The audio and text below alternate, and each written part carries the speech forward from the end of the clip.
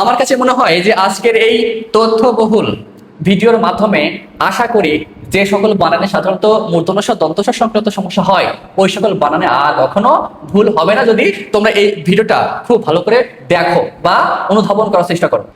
প্রিয় শিক্ষার্থী, আমরা কিন্তু খুব দ্রুতই একটা আন্দোলনে নামতে যাচ্ছি। এখন এই আন্দোলন কিন্তু মানে পথে ঘাটে মাটি সেই আন্দোলন না, এটা হচ্ছে জ্ঞানমার্গের আন্দোলন। আন্দোলনের নাম কি?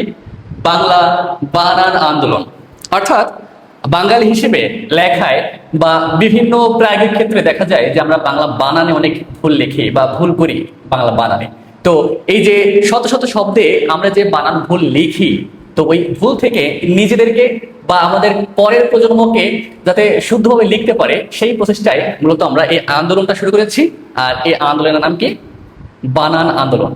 আশা করি বানান আন্দোলনের এই পর্বগুলোতে বিভিন্ন পর্বে কিন্তু বিভক্ত আছে। আজকে আমরা পর্ব 1 নিয়ে আলোচনা করব। বিভিন্ন পর্বে এই বানানের সমস্যা নিয়ে আমরা চলছে বিশ্লেষণ করব, যাতে আমাদের পরবর্তীতে এই সমস্যাগুলো আর না হয়, অন্তত বানান সংক্রান্ত।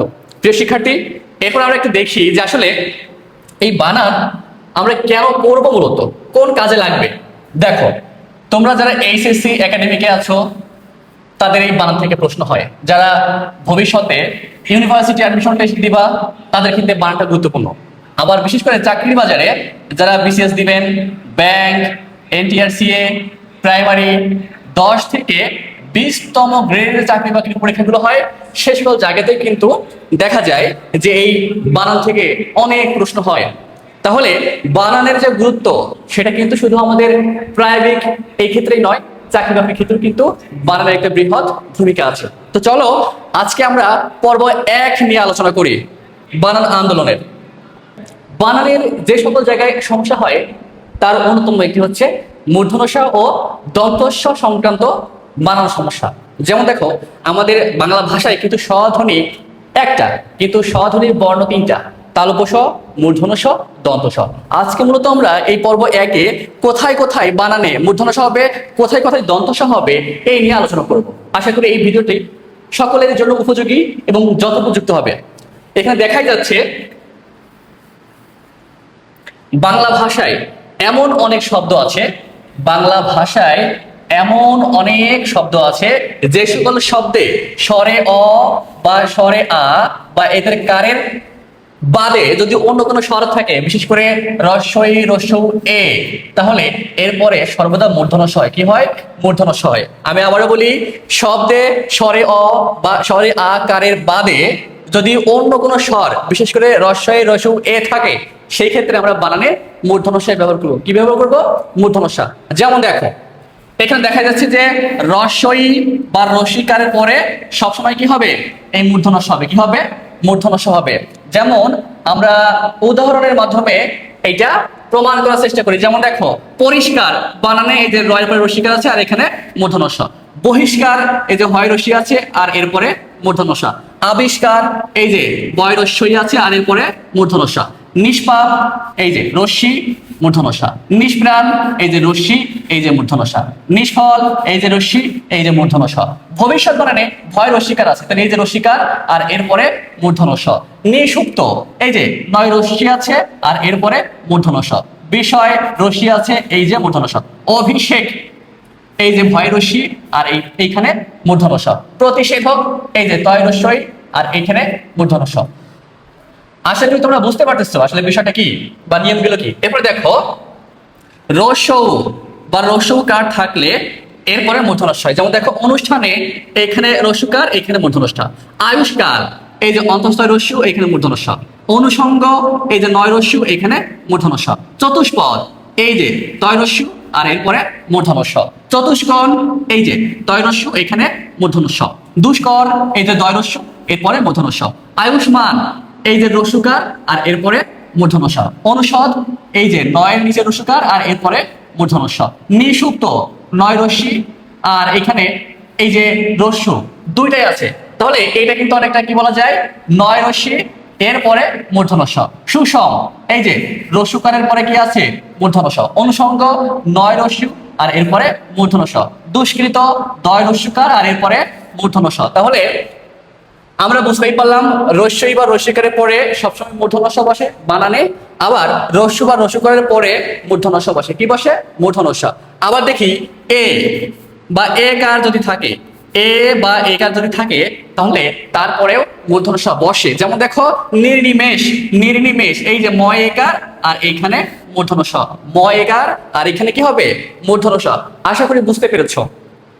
আচ্ছা, এরপরে দেখো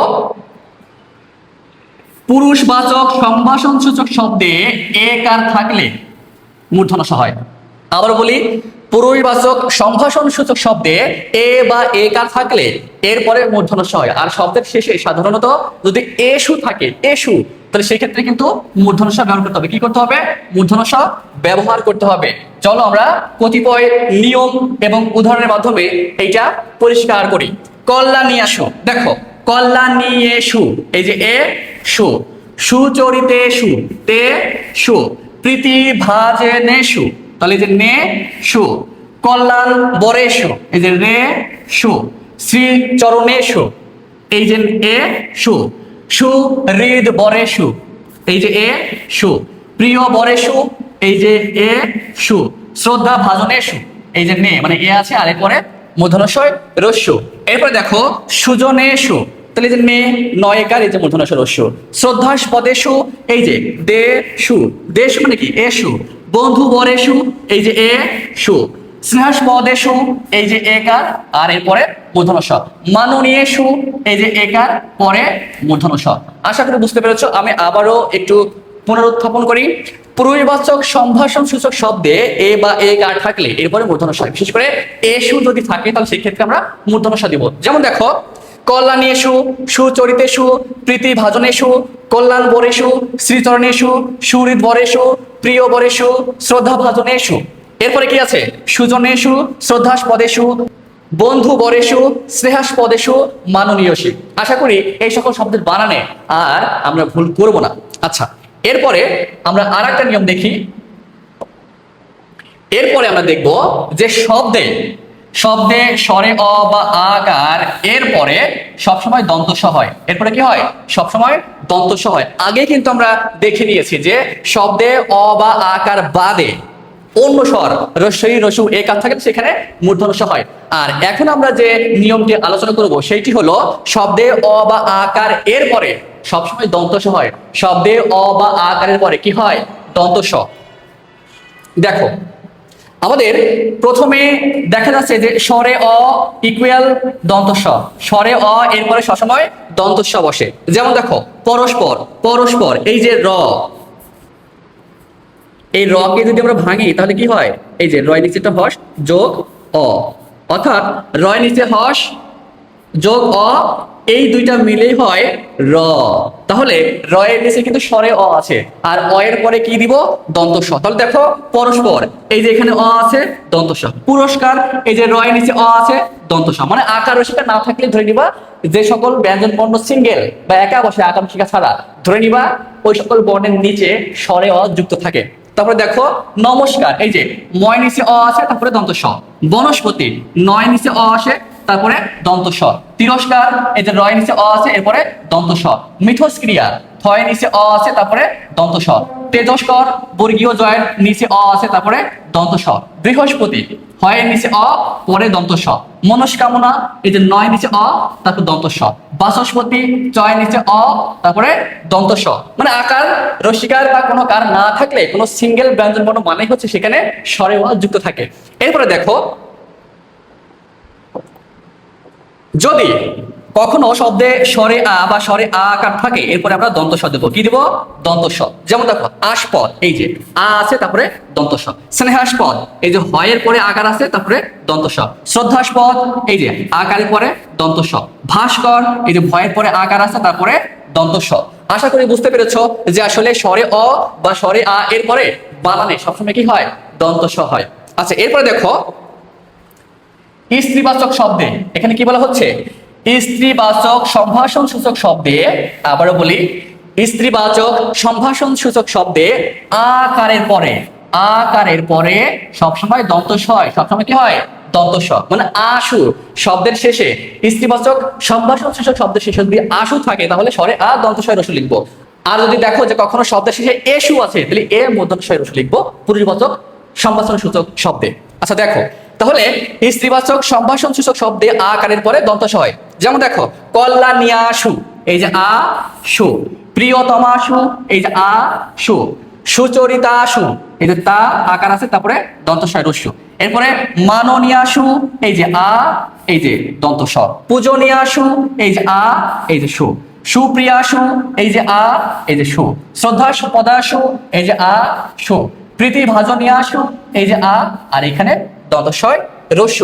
তাহলে প্রিয় শিক্ষার্থী আমার কাছে মনে হয় যে আজকের এই তথ্যবহুল ভিডিওর মাধ্যমে আশা করি যে সকল বানানে সাধারণত মূর্ধন্য দন্তস সংক্রান্ত সমস্যা হয় ওই সকল বানানে আর কখনো ভুল হবে না যদি তোমরা এই ভিডিওটা খুব ভালো করে দেখো বা অনুধাবন করার চেষ্টা করো। এইরকম ভিডিও আরো পাইতে কি করতে হবে? শুভঙ্কর স্যারের সাথে যুক্ত থাকতে হবে, সাহিত্য গৃহে ফলো দিয়ে কমেন্ট করে শেয়ার করে পাশে থাকতে হবে। তাহলে দেখবা যে তোমাদের এইচএসসি একাডেমিক অ্যাডমিশন তথা বিভিন্ন চাকরি বাকরির যে বিষয়গুলো আছে বাংলা থেকে সাহিত্য ব্যাকরণ সব কিন্তু এই পেজে কিন্তু আমরা দিয়ে থাকবো। অতএব তোমরা এই পেজের সাথে সবসময় সংযুক্ত থাকবা এবং অধিক মাত্রায় শেয়ার করে বাকিদেরও পড়ার বোঝার সুযোগ করে দিও। ধন্যবাদ।